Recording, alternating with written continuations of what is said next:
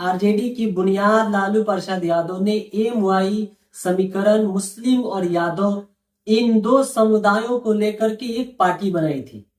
जब से पार्टी बनी है तब से लेकर के आज तक मैं एमवाई समीकरण का जो आंकड़ा है, जो मुस्लिम उम्मीदवारों का आंकड़ा है, जैसे जिस बुनियाद पे लालू प्रसाद यादव ने पार्टी की स्थापना की थी, क्या उस पे वो खड़े उतरे हैं या नहीं उतरे हैं, मैं बस आपसे 5 मिनट लेना चाहता हूं और इन 5 मिनटों में मैं सन 2000 से लेकर के 2025 तक के सारे आंकड़े आपके सामने लाने की कोशिश करूंगा।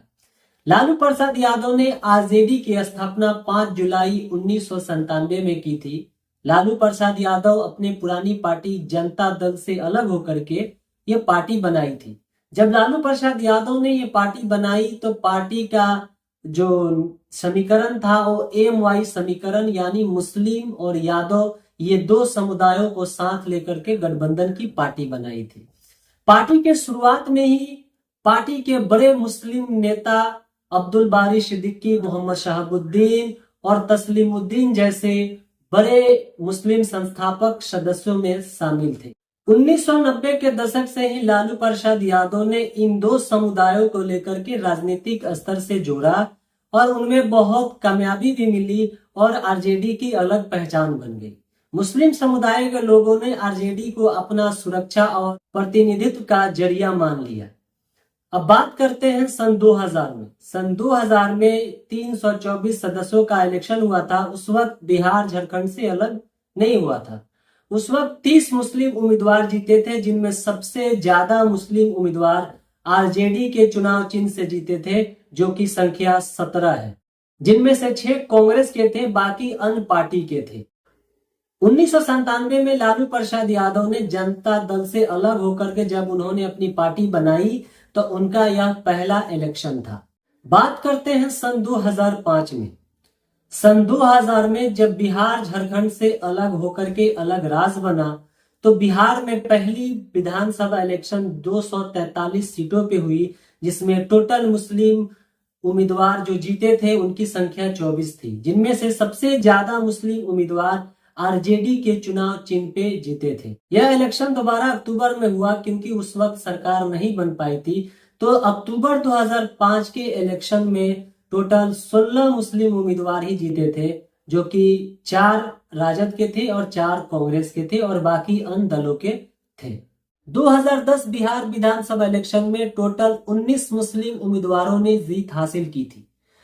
2010 में जेडीयू बीजेपी के साथ, एनडीए के साथ गठबंधन करके इलेक्शन लड़ी थी, जिसमें 7 मुस्लिम उम्मीदवारों ने जीत हासिल किया था और आरजेडी एलजेपी के साथ गठबंधन करके चुनाव लड़ी थी, तो आरजेडी के 6 और एलजेपी का 2 मुस्लिम उम्मीदवारों ने जीत हासिल किया था। जबकि कांग्रेस ने अकेले चुनाव लड़ा था तो कांग्रेस का 3 मुस्लिम उम्मीदवारों ने जीत हासिल की थी। सन 2015 में टोटल 24 मुस्लिम उम्मीदवारों ने जीत हासिल किया था। आरजेडी के चुनाव चिन्ह से 12 मुस्लिम उम्मीदवारों ने चुनाव जीता था। कांग्रेस के 6 और जेडीयू से 5 मुस्लिम उम्मीदवारों ने जीत हासिल किया था। बाकी अन्य दलों से मुस्लिम उम्मीदवारों ने जीत हासिल करके ये आंकड़ा 24 तक पहुंच गई थी। अब बात करते हैं बिहार विधानसभा चुनाव 2020 में। 2020 का बिहार विधानसभा चुनाव में आरजेडी ने टोटल 18 मुस्लिम उम्मीदवारों को टिकट दिया था, जिनमें से सिर्फ 8 मुस्लिम उम्मीदवारों ने जीत हासिल किया था। जबकि जेडीयू ने 11 मुस्लिम उम्मीदवारों को टिकट दिया था और एक भी मुस्लिम उम्मीदवार जेडीयू के टिकट से नहीं जीत पाए थे, क्योंकि उस वक्त जेडीयू बीजेपी के साथ गठबंधन करके इलेक्शन लड़ी थी। इसकी वजह से मुस्लिम समुदाय के लोगों ने जेडीयू को नकार दिया था।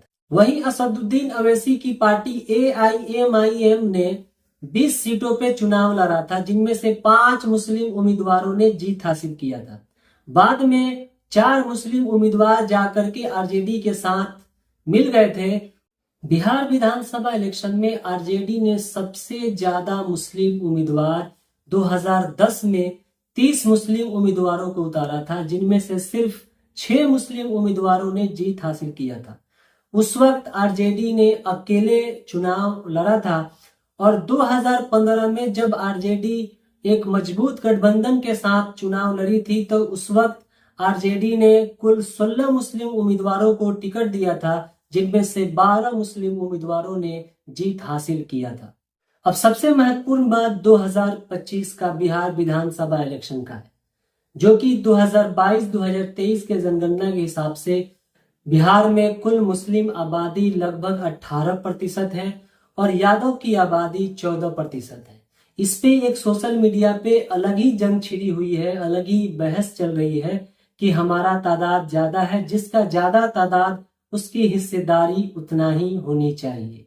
लेकिन बात करते हैं कि आरजेडी ने 2025 बिहार विधानसभा इलेक्शन चुनाव में 143 सीटों पे अपना उम्मीदवारों को उतारा है, जिनमें से सिर्फ 18 मुस्लिम उम्मीदवार को उतारा है, जिसपे एक अलग ही जंग छिड़ी हुई है। वही बात करते हैं कांग्रेस ने सिर्फ 10 मुस्लिम उम्मीदवारों को मैदान में उतारा। बात करते हैं जेडीयू का, जो कि अभी जेडीयू बीजेपी एनडीए के साथ गठबंधन करके बिहार विधानसभा इलेक्शन में चुनाव लड़ रही है, जो बीजेपी के साथ। जेडीयू ने इस बार अपने 101 उम्मीदवारों में से सिर्फ और सिर्फ 4 मुस्लिम उम्मीदवारों को टिकट दिया है और वहीं बीजेपी ने एक भी मुस्लिम उम्मीदवारों को टिकट नहीं दिया है। जबकि जेडीयू नीतीश कुमार का छवि जो है वो हमेशा मुसलमानों के प्रति वो अपना छवि ऐसे प्रस्तुत करते हैं कि वो मुसलमानों का हितैषी बने फिरते हैं। लेकिन इस बार इस विधानसभा इलेक्शन में ये साबित हो गया कि नीतीश कुमार अपने 101 उम्मीदवारों में से सिर्फ और सिर्फ 4 मुस्लिम उम्मीदवारों को टिकट दिए हैं।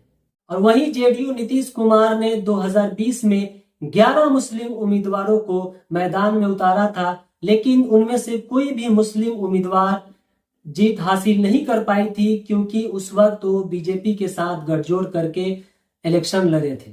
मुकेश सहनी की पार्टी इस बार 15 सीटों पे चुनाव लड़ रही है, लेकिन एक भी मुस्लिम उम्मीदवारों को टिकट नहीं दी।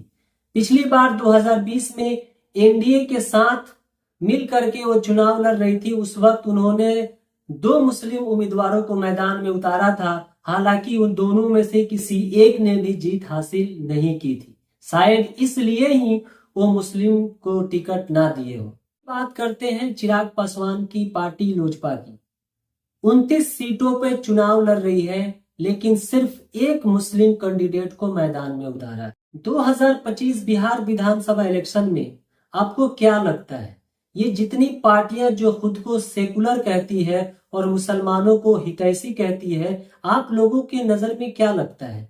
2022 और 23 के जातिगत जनगणना में ये साफ हो जाता है कि यादव समाज के लोग 14% है और मुस्लिम समाज के लोग 18% है। तो क्या उस हिसाब से सीट का बंटवारा हुआ है?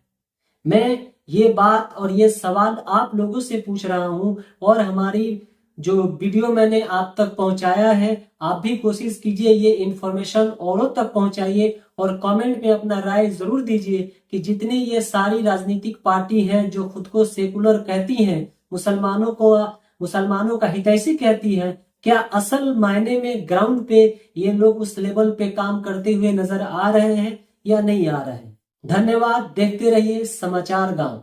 फिर मिलते हैं अगले वीडियो के साथ।